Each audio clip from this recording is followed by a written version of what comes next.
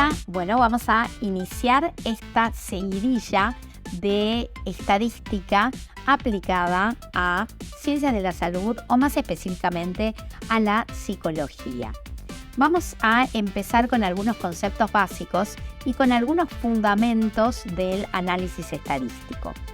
Pensemos en los fenómenos de la realidad, que son aquellos que nosotros queremos poder interpretar y predecir.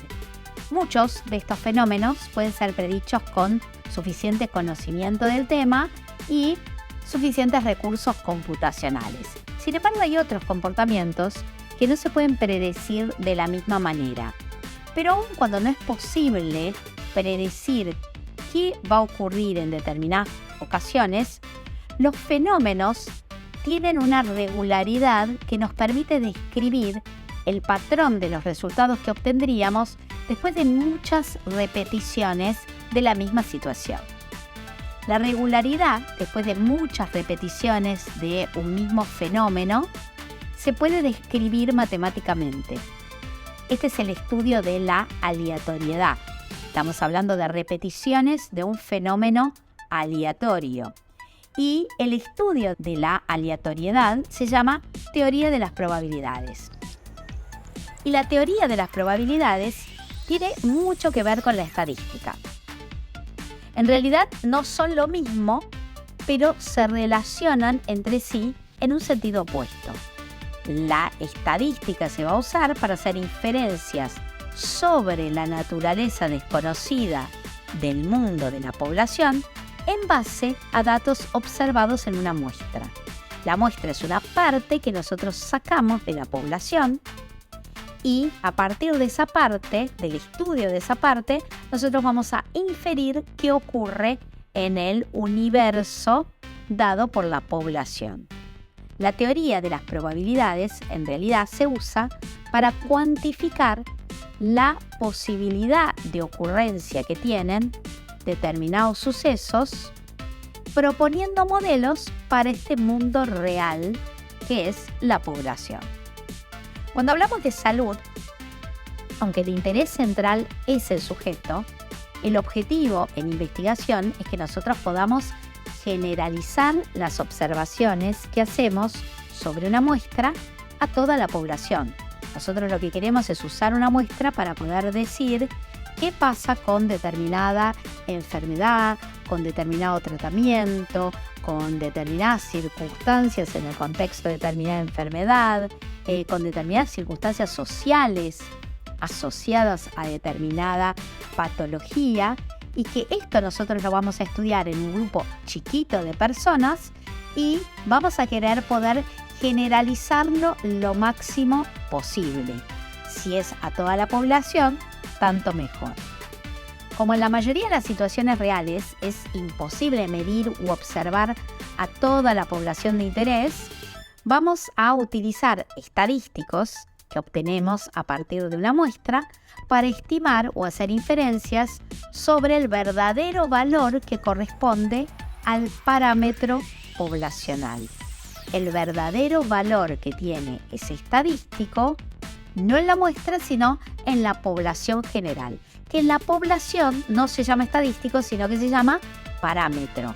Entonces, los estadísticos son estimadores de los parámetros poblacionales. Vamos a empezar por definir algunos conceptos que vamos a usar con mucha frecuencia. El primero es qué es una unidad de observación o una unidad de análisis. Van a ser cada uno de los individuos, de los objetos, de las instituciones que son objeto de estudio y sobre los cuales nosotros vamos a realizar observaciones o mediciones. La población es el conjunto de unidades de observación sobre el cual nos interesa sacar conclusiones. Y la muestra es un subconjunto de unidades de observación que son seleccionadas mediante algún mecanismo de selección a partir de la población. Es importante tener en cuenta que este mecanismo de selección se tiene que determinar a priori. Cuando nosotros diseñamos un estudio de investigación, determinamos a priori cómo vamos a seleccionar nuestra muestra y después lo hacemos de acuerdo a cómo lo determinamos de manera anticipada. Una muestra aleatoria es una muestra obtenida a través de un mecanismo tal que todas las muestras posibles tienen la misma probabilidad de ocurrir. Si se trata de una población de individuos, sería que todos los individuos van a tener igual probabilidad de ser seleccionados para pertenecer a mi muestra. Una variable es cualquier característica o cualquier atributo de la unidad de observación que a uno le interese observar, registrar o medir.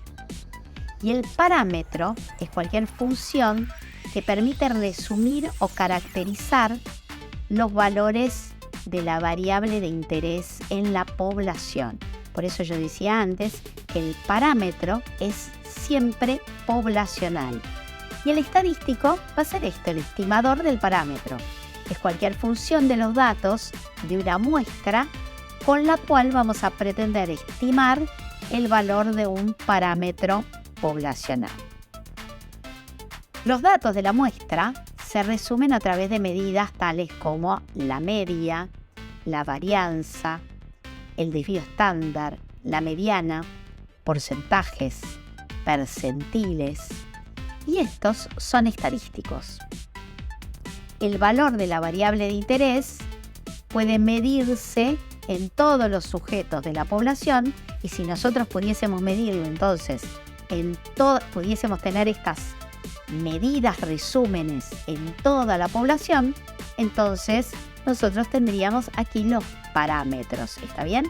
Entonces estas mismas medidas, por ejemplo, de media o de mediana, que son estadísticos en una muestra, cuando son poblacionales, son parámetros. En general, usamos letras griegas para identificar a los parámetros poblacionales. Por ejemplo, la media poblacional se designa con la letra griega mu. Y letras latinas para identificar estadísticos y variables aleatorias que son de una muestra. Entonces, por ejemplo, nosotros vamos a usar DS para caracterizar a el desvío estándar o una X para caracterizar, una X en general se usa con una rayita arriba para caracterizar a la media. ¿Por qué vamos a tomar una muestra? En general tomamos una muestra por tres cosas fundamentales. Una, porque las poblaciones son muy grandes para estudiarlas. En general, el universo sobre el cual yo quiero sacar conclusiones no es un universo de 10 sujetos, sino que a lo mejor es un universo de miles de sujetos. Entonces, si yo saco una muestra, me va a resultar más económico y además yo voy a poder hacer observaciones de mayor calidad, porque cuando yo hago menos observaciones, sostengo un nivel de calidad que cuando yo tengo que hacer a lo mejor cientos de observaciones o miles de observaciones, el nivel de calidad en mis mediciones o en mis observaciones va a tender a descender. Entonces son tres cosas. Es imposible estudiar a toda la población, es más económico estudiar una muestra y puedo mantener observaciones de mayor calidad. Ahora bien, si yo tengo un universo muy grande, una población grande y yo voy a sacar una muestra, yo tengo que pensar que si yo sacase muchas muestras de esa población, yo voy a obtener distintos estadísticos a partir de cada una de estas muestras. A partir de acá sería razonable preguntarse, ¿qué tan variables son los valores del estadístico de una muestra a otra muestra? ¿Qué tanto varían los estadísticos en distintas muestras? ¿Qué tanto puedo confiar en mi estimación de los parámetros poblacionales a partir de una muestra en particular que yo esté usando? ¿Y cuál es el error que supuestamente yo estaría cometiendo en mi estimación de los parámetros poblacionales a partir de una muestra? Para empezar a responder a estas preguntas, nosotros tenemos que estudiar la distribución de probabilidades del estadístico. Para esto, vale aclarar que hay muchos estadísticos y muchos resultados que se apoyan en la distribución normal o en la distribución de Gauss. Vamos a pensar en los tipos de variables. Hacer primero, ya que vamos a medir variables y vamos a pensar en la distribución que tengan estas variables, es importante que nos conectemos qué es una variable, cómo se clasifican. Las variables, dijimos antes, son atributos que tienen las unidades de observación y son estos atributos que a nosotros nos va a interesar medir, ¿está bien? O sea, esto es lo que sería una variable. Pero yo voy a tener distintos tipos de variables. No todas las variables son iguales. Yo voy a tener variables que se van a clasificar en categóricas. Por ejemplo, cuando se observa un atributo, como podría ser el color de pelo o el estado civil. O numéricas, cuando yo voy a medir una magnitud. Se registra, por ejemplo, el número de veces que ocurre un evento. Las variables numéricas, a su vez, se van a dividir entre discretas y continuas. Las variables discretas son un conjunto de variables que son numerables. Entonces yo voy a tener un conjunto, ya sea finito o infinito, de valores numerables, de valores de conteo. Mientras que las variables continuas son un conjunto de valores posibles que es infinito. Las primeras van a estar entre los números naturales, 1, 2, 3, 4, 5, mientras que las segundas van a abarcar un conjunto de números reales y por eso son infinitos. Hay que pensar que siempre entre dos números reales hay otro número real.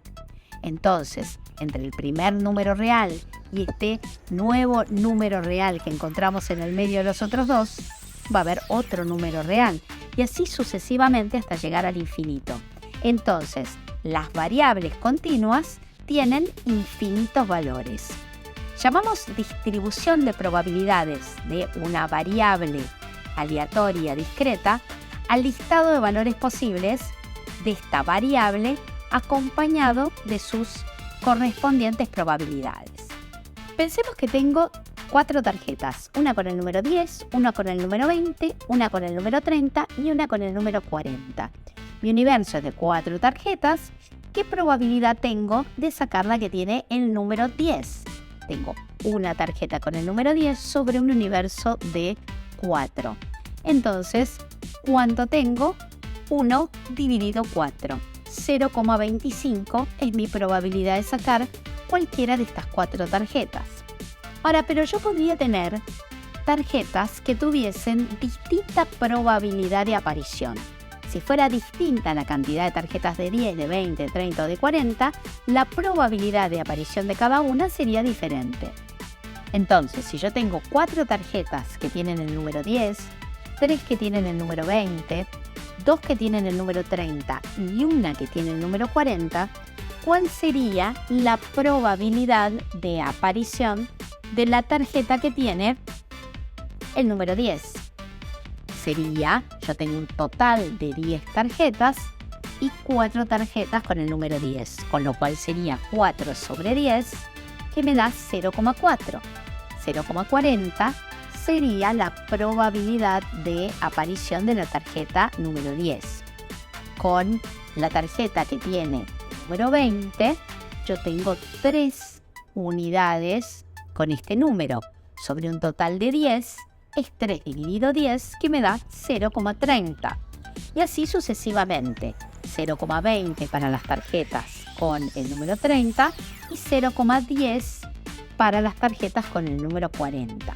Es útil ver que además podemos decir que tengo el 40% de probabilidad que aparezca la tarjeta número 10, el 30% de probabilidad que aparezcan tarjetas con el número 20, el 20% de probabilidad que aparezcan tarjetas con el número 30 y el 10% de probabilidad que aparezcan tarjetas con el número 40.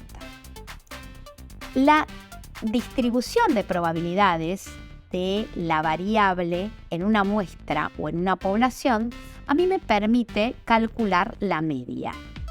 La media de una variable X es la suma de la multiplicación de cada valor de la variable por su probabilidad, según la distribución de probabilidades. La media poblacional también se llama esperanza de una variable y representa el punto de equilibrio de la distribución de probabilidades. La media es siempre este punto de equilibrio. La varianza indica la variabilidad de los valores que puede tomar la variable. Cualquier variable puede tomar distintos valores y tiene una gran variabilidad. La varianza es una función de la media y la raíz cuadrada de la varianza es el desvío estándar. Y el desvío estándar lo que representa es la dispersión de los valores de la variable respecto del valor de la media. Qué tan distantes están los valores de cada uno de los sujetos para los cuales se tomó el valor de esa medida, qué tan lejos están de la media.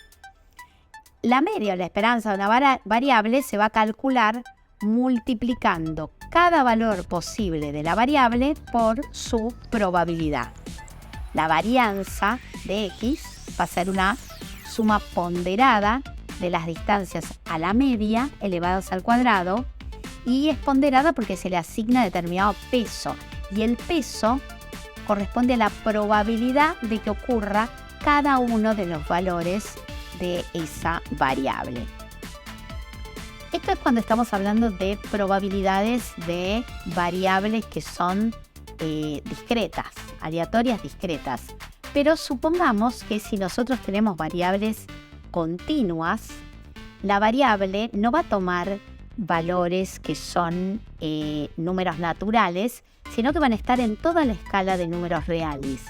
Entonces, si yo hago un histograma, un gráfico de barras, la representación gráfica de la distribución de probabilidades de la variable va a tener en cada barra un intervalo de números reales. Si yo en vez de tener un número limitado de sujetos en mi muestra, yo tuviese miles de sujetos, cada una de estas barras sería muy angostita y yo vería por encima una curva suave que une cada una de esas barritas. El histograma de un conjunto de datos continuos es una aproximación a una distribución suave, que es la distribución de probabilidad de la variable en la población de todas las unidades de observación, en el universo de la población. Y el área debajo del histograma es 1. Representa el 100% de los datos o el 100% de las probabilidades. La mayoría de los métodos estadísticos se basan en suponer que los datos observados son una muestra aleatoria de una población con una cierta distribución de probabilidad, y estos métodos se llaman métodos paramétricos. Son aquellos que hacen alguna suposición sobre la distribución de probabilidad de estos estadísticos. Existe además otro conjunto de métodos que no hacen supuestos sobre la distribución de la variable, y estos métodos se llaman métodos no paramétricos. Vamos a ver más adelante de qué se trata esto. La distribución de probabilidad más importante en estadística es justamente la de la curva normal o curva de Gauss. Esta distribución es importante porque es una buena aproximación del histograma de los datos de distintas variables naturales, y muchos métodos estadísticos hacen uso de las propiedades de la distribución normal, aun cuando los datos no tengan un histograma que sea perfectamente acampanado y simétrico. Es cuando nosotros decimos que hay una aproximación a la curva normal. La curva de la distribución normal tiene algunas características que son siempre las mismas. Toda curva normal tiene estas características. Es una curva suave, acampanada, es simétrica y tiene un único pico, que es donde está la media. El punto de simetría es este pico. Este punto de simetría entonces corresponde a la media de la variable. La desviación estándar va a determinar el ancho de la campana y la curva va a representar 2 puntos de inflexión que van a estar justo a un desvío estándar de la media. Mu es el parámetro que indica la posición, dónde está la curva. Mu, que es la media en la población, puede estar en 0, puede estar en 4, puede estar en 50, y esto hace con que la curva esté corrida en la recta de reales. O puede valer menos 80, y está corrida entonces más hacia la izquierda. Entonces, mu es el parámetro que va a indicar la posición de la curva en la recta de reales. Y sigma es el parámetro que va a indicar la dispersión de la función. El área debajo de la curva es 1. Y una cosa que hay que tener en cuenta es que la normal no es una curva, sino que es una familia de curvas. Existen infinitas normales y todas tienen las mismas características que acabo de mencionar. ¿En qué se diferencian? Se van a diferenciar en la posición y en la dispersión. A medida que cambian los valores de mu y los valores de sigma, van a cambiar la posición y la dispersión en la curva normal. Hay la curva normal, que es la que tiene media 0 y desvío estándar 1, que ha sido estudiada. Todas las áreas debajo de esa curva fueron estudiadas y tabuladas. Estas tablas se pueden usar de manera manual o están empaquetadas en los distintos programas estadísticos y sirven para calcular probabilidades en cualquier variable con distribución normal. ¿Cómo lo hacemos? Lo hacemos estandarizando los valores. Por ejemplo, si yo quiero estudiar cuál es la probabilidad de tener menos de unos 50 a los 12 años, yo lo que puedo hacer es medir la estatura de una muestra de chicos de 12 años y una vez que haya tabulado esto y lo haya puesto en mi base de datos, yo puedo sacar la media. Supongamos que la media es 1,45 y yo quiero saber qué tan probable es que un chico tenga menos de 1,50 a los 12 años. A mí me interesa entonces chequear que la distribución de mi variable es normal y a mí me interesa saber a la izquierda de 1,50 cuál es el área. Pero yo no conozco esta curva, yo no tengo tabulada esta curva, pero sí tengo tabulada una curva que es igualita, cuya media es 0 y el desvío estándar es 1.